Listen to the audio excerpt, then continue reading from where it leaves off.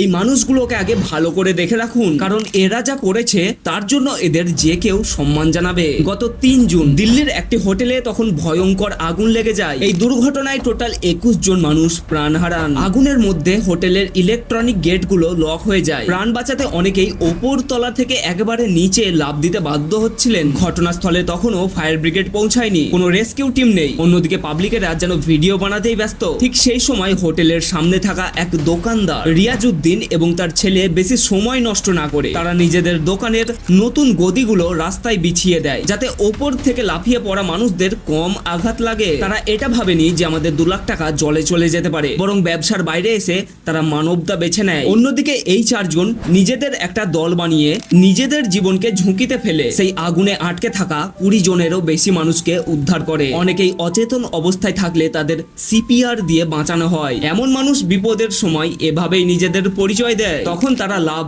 ক্ষতি বা ঝুঁকির কথা ভাবে না, শুধু ভাবে কিভাবে আরো একটি জীবন বাঁচানো যায়। এমন মানবতার গল্প আরো মানুষের কাছে পৌঁছাতে ভিডিওটি শেয়ার করুন।